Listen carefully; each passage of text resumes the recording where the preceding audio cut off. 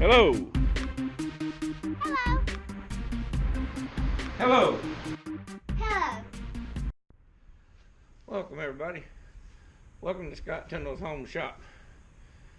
I want to talk to y'all about some of the titles that I've been putting on the videos. Depression I Win. Stuff like that. I used to hide the fact that I suffer from depression. I hid it from my wife. I hid it from my family for many years. And it wasn't until I got my daughter, well, I didn't get her, well, she was not a package. It wasn't until we had my daughter that I could open up. She taught me how to open up and be myself, and how to express my feelings, and that it was all right for a man to cry if you were sad. Because, see, I was grown up and taught that a man doesn't show emotions. My grandfather never showed emotions. My father rather rarely showed emotions. And so I thought that was the way it was. Not saying that my grandfather and my father didn't love me. My grandfather did lots of things to show me. He just never said it. So I grew up thinking, well, that's the way you operate. Well, depression is real. There are people every day that take their own lives because they're depressed, and only if somebody just said hello to them, or hey man, why don't you come over and have a beer with me, or come over and let's have a Coca-Cola or something, or come over and let's grill out some hamburgers or something. I go over to my neighbors. We sit on their porch and we talk trash to each other. We get loud, we get quiet, we listen to music, we talk about tools, and then I come back home. But I'm not stuck here all day. I finished my truck. It's the paint job didn't come out so good on the hood. I'm just not real good at painting wide surfaces like this. But it's good paint, just not polished out like it should be. My daughter stuck with me. Y'all seen my daughter, my youngest daughter, in many of my videos. She was in the trenches on this truck. Every day she wasn't in school, or every holiday, or every weekend, she was out here helping me, telling me, you can do it, Daddy. She said, I believe in you. And I can't let her down. So I've sought help. I go to see a counselor down the street here, and I take medication, and it helps him with the depression, and it helps him with my anxiety, because my anxiety was crippling, and sometimes I wouldn't even leave the house. I just wouldn't even go outside, but I do now. And then my truck got wrecked back in February this year, and I was just like, why keep trying? Why keep trying? You know, I get knocked down, you're supposed to get right back up, cowboy up, you know. But sometimes, every once in a while, you just want to pull the covers back over your head. You don't want to cowboy up. You don't want to rise to the occasion, because your brain tells you not to. And having depression is not something that you can just turn off. It's not something that you can dismiss. You have to face it, and you have to pay attention to it. If you have a family member out there that you know is depressed, go over and sit with them. Take time out of your day and go over and just sit with them and watch TV with them. Or go over there and get them and say, hey, why don't you come hang out at my house today? Or that project that you've been needing to do. Hey, let's get on it, man. Come on, let's go. And even a depressed person can help another depressed person, because they feed off of each other. It's like, well, if I'm doing some work, he's doing some work, I'm not going to let him outdo me. And then he's going to say, well, I'm not going to let you outdo me either. And so y'all go back and forth. And you get back in the mode, or you get back in the swing of things. I tell my wife all the time, find one thing that makes you happy for 1/10 of a second, and enjoy it. And then when that tenth of a second runs out, find something that you enjoy for another tenth of a second, and just start there. You have to fight it. And what I mean by fighting it is seek counseling, seek help, talk to family. Reach out to family that you haven't talked to in years over some stupid spat or something. Reach out and make the connection, reconnect. Because depression will wear you down. Depression will wear you down.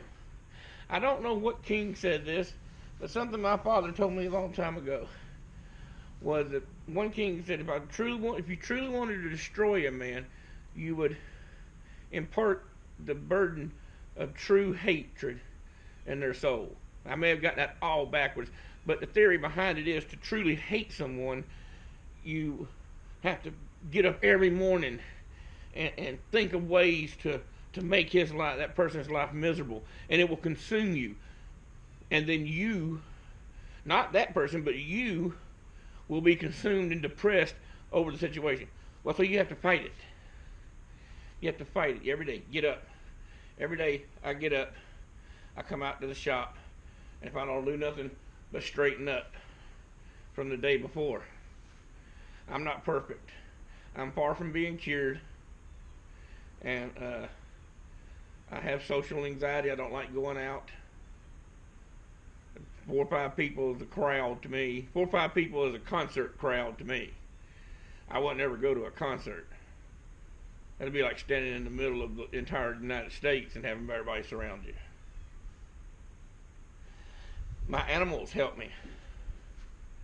I got an old cat. He's 13 years old. He just comes and goes as he wishes. But when he comes in and lays down on you, I can just feel my stress melting away. And if your animals aren't your thing or isn't your thing, find a friend. Call a hotline. Go to a church. Talk to the pastor. Talk to the deacons. Talk to somebody. I've seen people. I had a friend that was depressed to the point that he took a shotgun and stuck it in his mouth and blowed the top of his head off. And I come close to that. I come close to that in the stage of simply thinking about it. I didn't do it. I didn't go get a gun and sit there and contemplate it. I just had that fleeting thought. Everybody has that fleeting thought. You're riding down the road and somebody pisses you off. You're like, well, screw it. I'll just crank the wheel and run off into the river. But you keep going. So that's what I have to do. Several people reminded me that, if you kill yourself, Scott, look at all the people that you leave behind. See, it's not just about you. It's not about me. It's not about the person. It's everybody that's around you. My daughter. Well, actually about 3 daughters. And my son. And my son-in-law. I started to say stepson. My son-in-law. And my grandchildren. I have 3 grandbabies. 2 girls and a grandson. 2 granddaughters and 1 grandson. All those people would be without me. All those people would be without you. I just accomplishing this, finishing this truck was a major hurdle. Now this truck's got a vibration in it somewhere I can't find. It skips a little bit. It doesn't run as strong as it possibly could. But it's back to where it was before it got wrecked. And I can deal with that.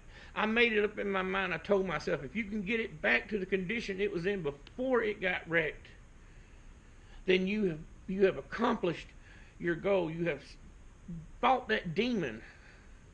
And I say this, I fought that demon and I won. I won over the demon of coming out here and working on this thing. Money's tight. Everybody's tight with money. I mean, the headlights alone, the brand new headlights were $165 for both of them. The grill, $100-something. The bumper and the hood and the fender, $300-something. And so you have to go to your wife and say, okay, baby, I need $300 for what? For one part? Yes, it's a struggle to accomplish the goal. It's a struggle to come out here and know that you're going to have to take 6 months just to save up to buy a part. Doesn't matter. It, I've kept at it. Tara would come out here and say, "Dad, come on, let's go work on the truck. Let's go do something. Let's go clean up the shop." And I'd be like, "I don't want to. I don't want to. Leave me alone." And then she'd just say, "Daddy, get up. We're going outside." And at that moment, she became the parent. And I'm glad that she did. My daughter is the most amazing child I've ever met. And there's probably plenty of other amazing children out there in the world, but she's mine. I can see it when she goes out into the world. People give me feedback. "Your daughter's so polite. Your daughter come in here and help me without even being asked." That's in part due to how she was raised. She was raised to put other people first. I have a motto that I try to go by: God, family, friends, and everybody else. Actually, I think we changed it to God, family, country, and friends. But it's just one of those things. But anyway, I digress. We got the truck. The truck is done. It's insured. It's tagged. I had to keep parking it under the shed until I can get the windshield replaced because it leaks. They'll clean all that up and reseal it. But I just wanted to let everybody know where I was at. A lot of people leave nice comments. Pierre, thank you. I ain't seen Phil in a while, but maybe we can get Phil from Phil's Design to get back into the game. I hope he's all right. Brian Block, he leaves uplifting comments. Let's see who else. Keith Fenner's left some. Emma's left some. Emma Ritson. Spare Room Machine Shop. I think that's it. Spare Room Machine Shop. And I listen to other YouTubers. I watch other YouTubers. I like gospel music. I like church songs. Angie Sutherland is somebody y'all need to go check out. Beautiful singer. Just sits on the front porch. Sometimes her daddy picks the guitar, sometimes her brother picks the guitar, and sits there and sings like a beautiful angel. Wish y'all could see. That just flew across the yard of spider web. Maybe that's how they travel. But anyway, I keep jumping off the point, and I apologize for the people that have stuck around this long. Thank you, and God bless to the people that want to accept it. And if you don't, I'm okay with that too, because you believe in the way I believe. You don't have to believe the way I believe in order to be my friend. Your beliefs don't have to match mine. I am me, and I am going to do as I've been commanded to do. So you can do as however you want to. But I appreciate you. I appreciate every one of you that has left a comment. Every one of you that's chipped in a dime to help my daughter. There's lots of y'all that's helped my daughter. This camera that we're on was a gift from a YouTuber. Some of the tools in the shop that I was able to buy. Tira's tools. All of my daughter's tools. Almost a complete toolbox worth of tools that she does use were gifts from YouTubers. It's a community that we help each other. And I'm an open person and I don't mind sharing the fact that I have anxiety and severe depression, because talking about it makes me feel better.